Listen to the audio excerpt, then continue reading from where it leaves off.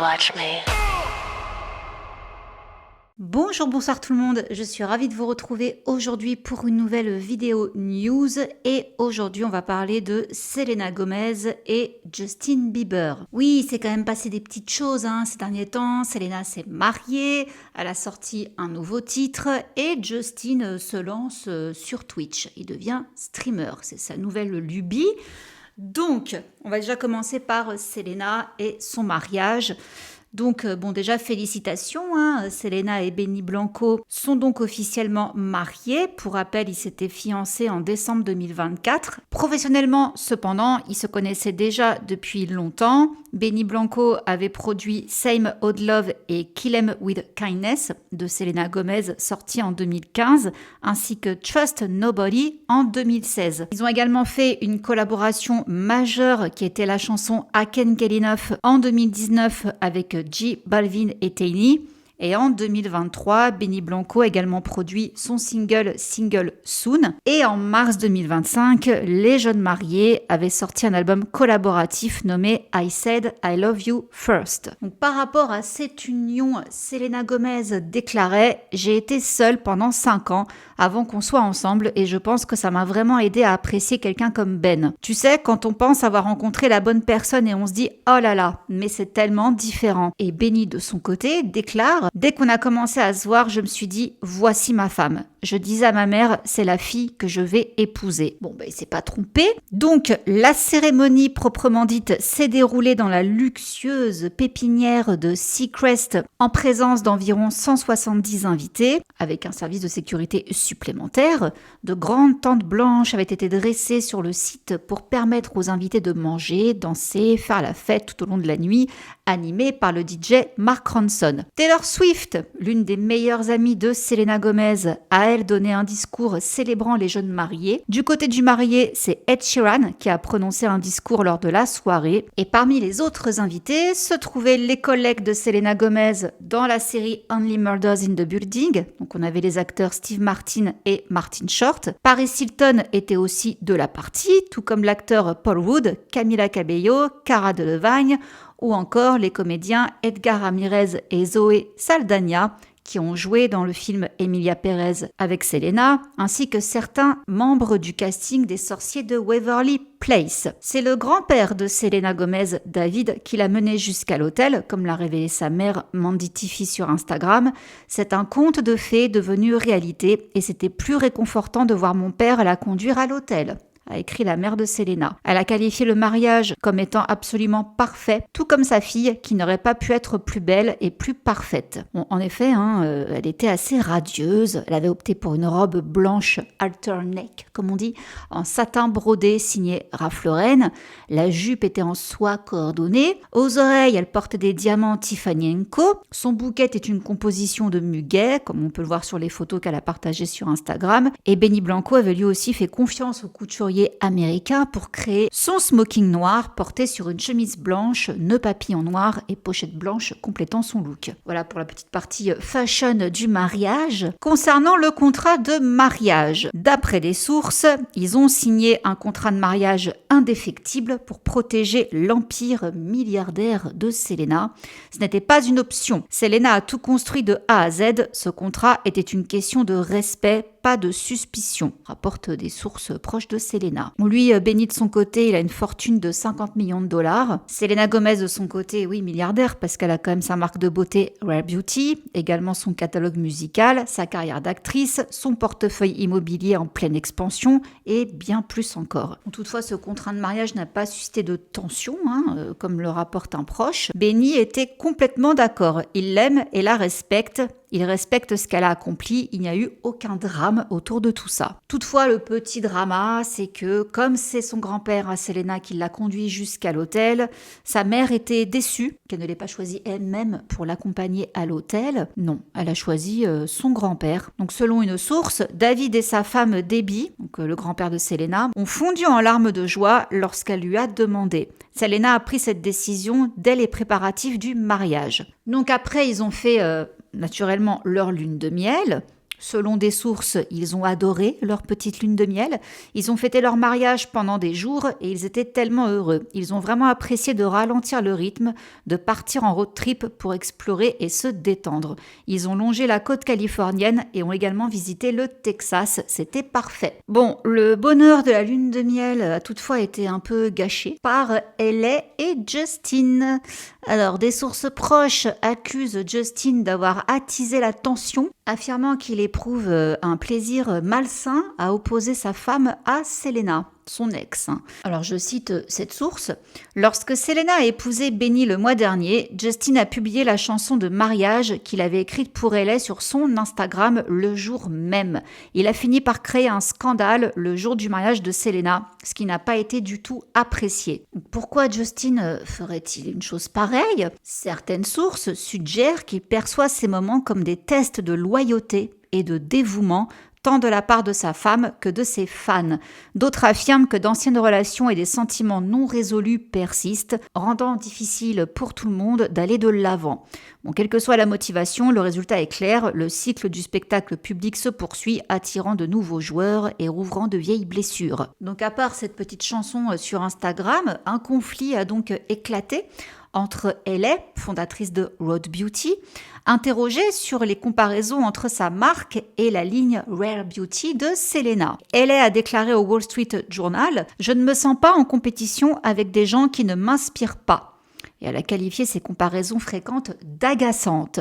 Selena a fait de son mieux pour ignorer ces micro-agressions, mais les commentaires de LA l'ont blessée et elle n'a pu s'empêcher de répondre dans une publication Instagram, depuis supprimée, selon une source toujours. « Laissez cette fille tranquille », avait écrit Selena Gomez. Elle peut dire ce qu'elle veut, ça n'a aucun impact sur ma vie, c'est juste une question de pertinence, pas d'intelligence. Soyez gentils, toutes les marques m'inspirent, il y a de la place pour tout le monde. Et j'espère que nous pourrons tous arrêter ça. Selon toujours une source, la plupart des gens blâment Justin, disant qu'il est celui qui semble toujours semer la zizanie, même s'il est marié à LA depuis 7 ans et qu'ils ont un enfant ensemble, Jack, âgé d'1 an. Selena en a assez des moqueries et de la mesquinerie et Benny aussi, explique la source.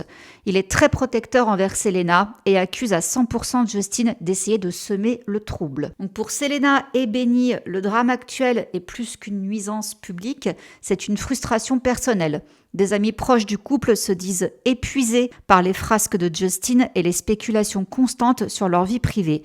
Benny, très protecteur envers Selena, en aurait assez d'être mêlé à cette histoire. Le couple serait uni dans son désir de préserver leur mariage d'un nouveau chaos, espérant laisser le passé derrière eux et se consacrer sur leur avenir commun. Selon des sources, Selena veut être la plus mature, cherchant à dépasser les mesquineries et à se concentrer sur sa relation avec Benny. Mais avec les réseaux sociaux qui amplifient chaque geste et commentaire, les efforts du couple pour aller de l'avant sont constamment mis à rude épreuve. Oui, d'autant que les critiques, il y en a eu sur les photos de leur mariage. Donc on a pu les voir sur Instagram. Une photo montre un gros plan du bouquet de muguet de Selena, tandis qu'une autre met en valeur ses alliances. Le post a été liké par plus de 12 millions de personnes au moment où je tourne cette vidéo et commenté par des stars telles que Lily Collins, Camila Cabello ou encore Amy Schumer. Les internautes ont eux aussi été nombreux à féliciter le couple, mais certains n'ont pas pu s'empêcher d'y aller d'un petit commentaire désagréable. Elle est sublime et lui a l'air blasé. Il a l'air totalement désintéressé. Il ne pouvait pas se raser pour son mariage. Elle semble plus investie que lui. Voilà, les petites choses sympas qu'on a pu lire. Et donc, le 23 octobre, Selena a sorti un nouveau titre intitulé In the Dark, accompagné d'un clip. Donc ce morceau figure dans la bande-annonce de la comédie romantique Nobody Wants This. Cette deuxième saison est diffusée sur Netflix depuis justement le jeudi 23 octobre, presque 1 an après le premier volet. Et le titre, qui se veut un titre disco-pop un peu vintage, parle évidemment d'amour. Le clip est réalisé par Luke Orlando et il baigne dans une atmosphère clair-obscur. Donc pour officialiser la sortie de ce titre et de sa vidéo, Selena Gomez a annoncé à ses fans, c'est juste une pointe de nostalgie et j'espère que ça vous plaira. Donc dans ses stories Instagram, Selena a publié une série de captures d'écran du clip vidéo et a souligné qu'elle pensait que ce serait amusant d'y ajouter un peu de revival, en référence à son album de 2015 du même nom. Et là encore, chacun Et là encore, beaucoup y sont allés de leurs petits commentaires très sympas. Donc, dès qu'elle a sorti ce clip, elle s'est mangé un flot de critiques et d'accusations. Certains jugent son visage méconnaissable et l'accusent d'avoir trop forcé sur les injections. Donc, je vous cite, Selena Gomez magnifique? Non, on dirait qu'elle a été remplacée par une boule à facettes avec une perruque. La façon dont c'est monté, pourquoi son vrai visage semble presque squelettique? Ce qui est arrivé à son visage est une véritable tragédie américaine. C'est vraiment Selena Gomez? Elle fait peur. Qu'est-ce qui est arrivé à son visage? Pourquoi elle ressemble à quelqu'un d'autre? C'est horrible et moche. J'ai de la peine pour Selena. Les changements sur son visage à cause du lupus doivent être durs à accepter. Peut-être qu'elle essaie juste de garder le contrôle avec des injections et c'est triste. Voilà, heureusement, de nombreux internautes ont tenu à rappeler la réalité derrière le visage de Selena Gomez. Je les cite. Selena Gomez a toujours été très ouverte sur son lupus et sur son moon face, le visage en forme de lune. Elle souffre de lupus, ce qui provoque un gonflement des glandes du visage. Dans son cas, elle a pris des stéroïdes pendant des années. Ça lui a donné un visage gonflé, mais c'est une conséquence médicale, pas esthétique. Le lupus ne change pas directement la structure du visage, mais les traitements comme la prédnisone, désolée, je connais pas, peuvent provoquer un gonflement dû à la rétention d'eau. Selena en a parlé publiquement. Donc pour remettre les choses dans leur contexte, Selena avait annoncé son diagnostic de lupus en 2015. La maladie auto-immune provoque fatigue, douleur articulaire et inflammation, et les traitements peuvent effectivement avoir un impact visible sur le visage, notamment le fameux moon face. En 2017, rappelons-le, elle a subi une greffe de rein. Je vous avais fait une vidéo là-dessus. Je vous renvoie dans le petit i. Et concernant l'utilisation ou non de Botox et d'injections, Selena a déjà mis les points sur les i et les barres sur les t. En 2023 déjà, elle avait répondu aux accusations de chirurgie esthétique dans une interview à Vanity Fair.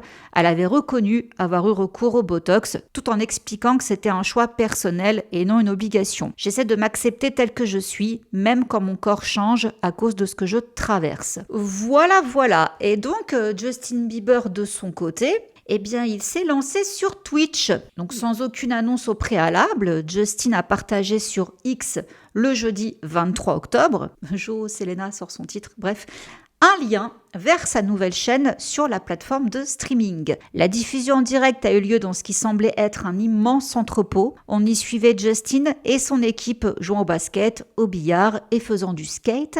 Il a également partagé des images des coulisses de son équipe de production et de son studio, révélant ainsi l'ampleur du travail que représente la création de son contenu. Il a ensuite déclaré qu'il allait streamer pratiquement tous les jours sur sa chaîne. Pendant le live, Justin a également mentionné son concert au festival Coachella prévu pour avril 2026 en disant « Je vous prépare un spectacle d'enfer, je me prépare et je cherche l'inspiration ». Donc ce show fait suite à la sortie des 2 nouveaux projets de Justin, Swag et Swag 2, en juillet et septembre dernier. Il s'agira de la première scène de Justin depuis l'annulation de sa tournée mondiale en 2022, lorsqu'il avait annoncé être atteint du syndrome de Ramsay-Hunt, un trouble neurologique qui lui avait partiellement paralysé le visage. Et donc par rapport à ses lives sur Twitch, on note quand même qu'il enfreint catégoriquement bon nombre des règles tacites qui caractérisent un bon streamer Twitch. Il interagit peu avec le chat et il fait rarement face à l'objectif.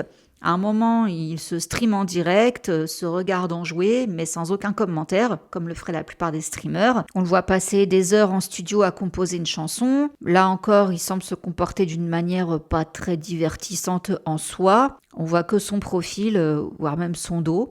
Le travail en lui-même paraît fastidieux, on le voit en train de reprendre sans cesse des sons et des mélodies.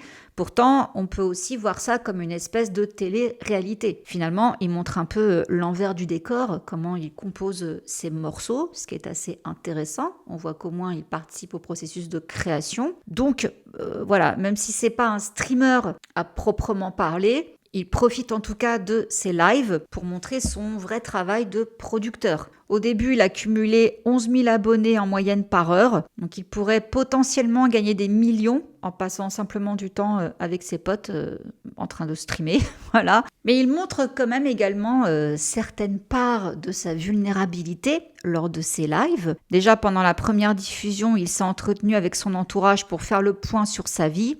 Apparemment, il éprouve beaucoup de jalousie face au succès des autres et les comparaisons le rendent malheureux.